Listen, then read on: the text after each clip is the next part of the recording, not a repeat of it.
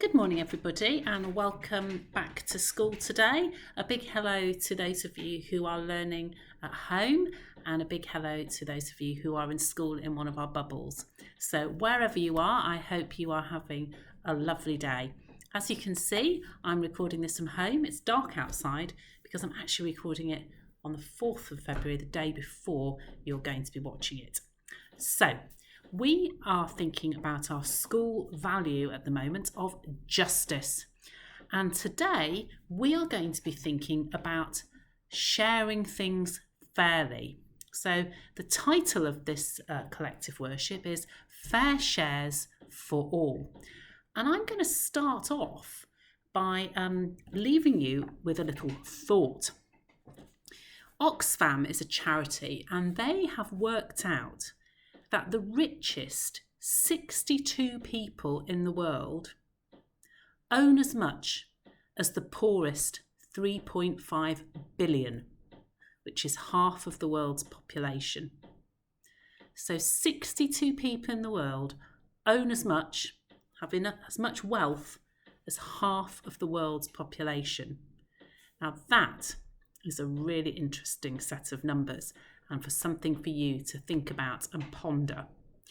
So, the bit of the Bible we're going to be thinking about today, the quote, is from Hebrews 13, chapter 13, verse 16. And it is, "Do not forget to do good and to share with others, for with such sacrifices God is pleased." So, this has the word share. So I'm going to read it to you again. "Do not forget to do good and share with others, for with such sacrifices God is pleased." Now, I wonder if you could talk in your bubble or pause this at home. What does the word sacrifice mean? And I wonder why this Bible passage says sharing is a sacrifice. Again, you might want to pause this and talk to the person next to you. So, we're going to listen to a story now from the Bible. So we all know it's important to share fairly. Now, many of the early followers of Jesus were very poor because they heard this great speaker, they gave up everything they had, and they went to follow him. So they were poor, they did not have much money. And this story helps us to understand how they managed to survive. So this is taken from part of the Bible after Jesus has died. After Jesus died and rose from the dead and went to heaven, his followers told people what had happened to him. Lots of people believed them and wanted to be followers of Jesus too. And most of those people lived in Jerusalem. So they did lots of things together. They listened together and heard all about the things that Jesus had taught.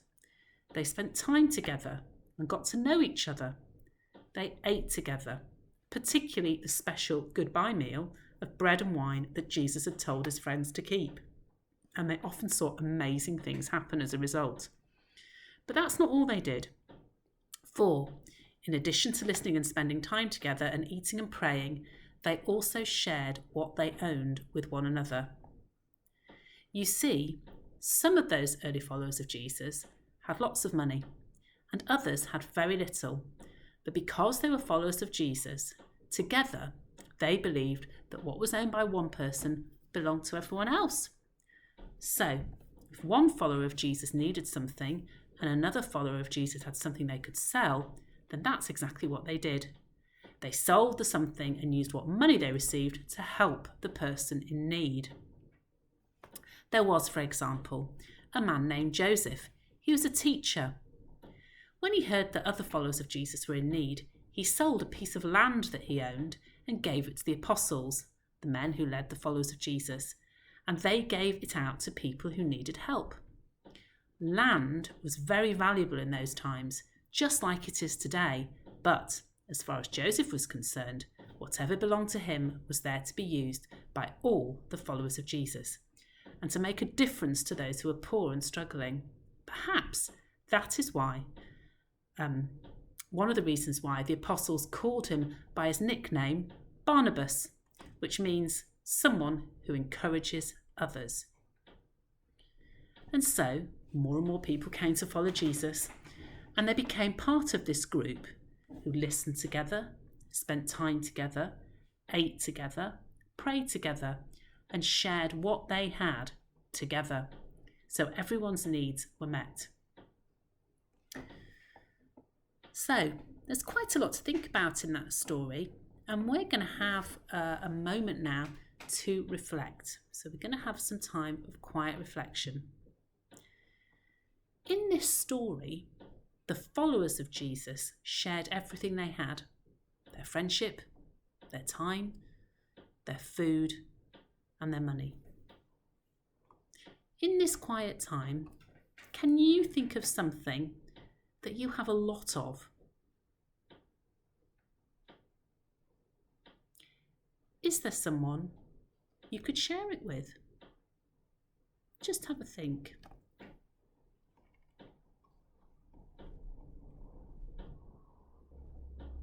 So, sharing can be difficult for lots of reasons.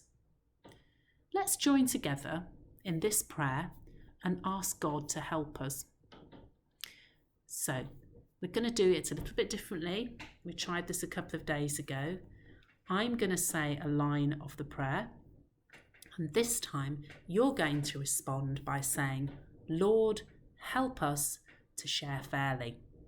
So let's have a go at that all together. Lord, help us to share fairly. If you do not wish to pray, that's fine. Just listen to the words and think your own thoughts. If you do those responses, and then at the end we will say Amen together. So,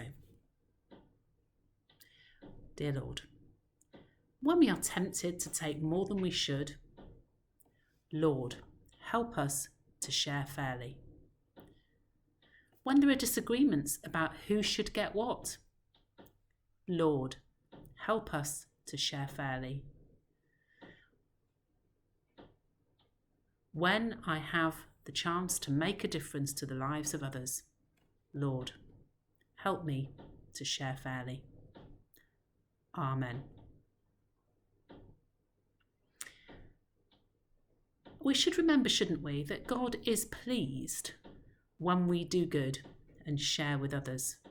So we think back to that part of the Bible that we listened to right at the beginning, and we know that God tells us to not forget to do good. Remember, do not forget to do good and to share with others, for with such sacrifices, God is pleased. So, I hope you have a lovely day today at school, whether you are at home doing your home learning, so you're remote schooling, or whether you are with us at Halsall Junior School in the building. Wherever you are, remember, we're all part of that big school family. I hope you have a lovely day, and I look forward to seeing you again on Monday. Bye-bye, and God bless.